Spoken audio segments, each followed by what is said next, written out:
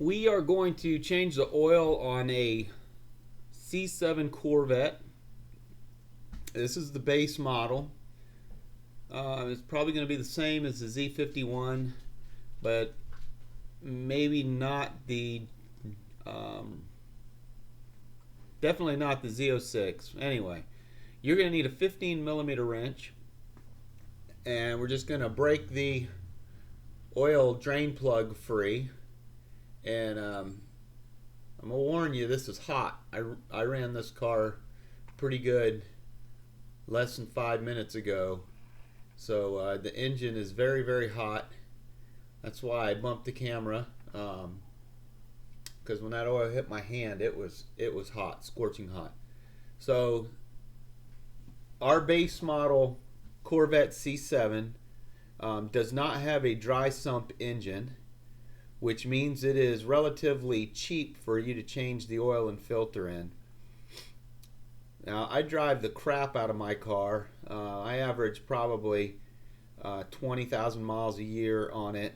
My car currently has 51,000, so I change the oil every 3,000 miles religiously. And I, knock on wood, I've never had engine problems changing the oil at 3,000 miles in any car I've ever owned in the last 35 years. So I'm going to continue doing it. You can bash me if you want. I'm wasting oil, whatever. Mobil 1 5W30. I buy it when it's on sale for $22 a jug at the Walmart store. And an oil filter is about $8 on Amazon. So $30 later, I have an oil change. Your car will take 7 quarts of oil. I use Mobil 1 high mileage in mine. I let the oil drain out as much as possible till it gets down to about a drip. I don't really worry about getting every drop of oil out of my car. The oil's actually at 3,000 miles, I'm at about 63% on my little oil gauge on the dash, for those of you that go by that. So yeah, the oil still looks pretty decent. It's not completely black, but again, I change my oil regularly, so my oil should never get black until I get maybe 150,000 miles. So at this point, I'm going to go ahead and I'm going to take my oil filter pliers, and I'm going to take off my old oil filter. Someday I'm going to invest in a socket that fits the GM cars, but as of right now, I have about 20 oil filter wrenches hanging on my wall, and none of them are for GM. I guess I just need to get on the interwebs and order one from eBay or something. But once you break free the oil filter, it's going to spew a bunch of oil out. You see me putting my finger underneath the draining oil. What I'm doing is I'm putting oil on the O-ring of the new oil filter. Your new oil filter is going to be an AC Delco 64. I'm pretty sure you can use a 48E. I've used both with no problems at all. The 48E was the oil filter for the C6. It's the I think extended size is what the E is for, because the 48E, when they replaced the PF48, was a little bit larger when I went to the 48E. I still had some on the shelf, so I wanted to use them up instead of just tossing them out. I don't see a difference between the 48E and the 64. There's probably a difference in the pressure relief valve. But my oil's coming out relatively clean, so I would imagine that my oil filter is working properly.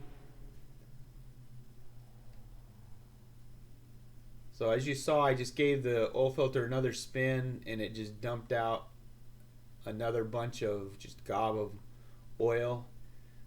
So when you remove that oil filter altogether, you'll see how much oil is going to drain out of the oil pump.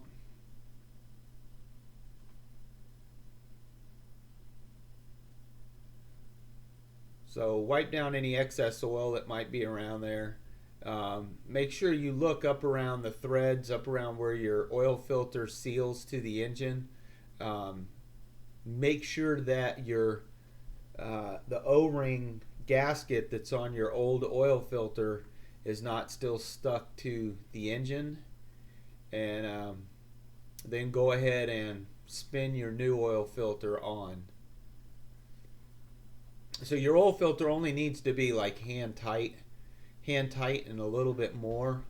Unfortunately, my right hand is a little jacked up right now, so I can't squeeze together I can't use my thumb properly in this video, and I apologize for that. But I am going to take my oil filter pliers and I'm going to tighten up my oil filter to where I think it should be. But typically I just go as tight as I can get it by hand, and then I just go a little tiny bit more with the oil filter pliers. But if you go as tight as you can get it by hand, you're probably not going to lose your oil filter when you're driving down the road. That being said, if you're going to Walmart, you probably will lose your oil filter going down the road. But alright, we have our oil filter on. Now it's time to fill. So I've already told you it takes 7 quarts. I think GM's using 0W40 now. I'm still using 5W30, and I have over 50,000 miles. I'm using the high mileage. There's really no reason for it. I like it. I ran the 10W40 high mileage in my C6 Corvette once it hit 100,000 miles. Again, I never had no problems, but it did feel like the engine was a little bit tighter. I don't know if that makes sense. It felt like the engine, I don't know, just felt more, it just felt like it was together more with the 10W40. So when I reach 100,000 miles in this car, probably next year sometime, I will probably switch over to 10W40 high mileage in this. I really only use my car for commuting. I don't do any track days. I don't race it. I'm not racing from red light to red light. I just enjoy the Corvette on the interstate going from my house to the Atlanta airport. It makes the commute enjoyable.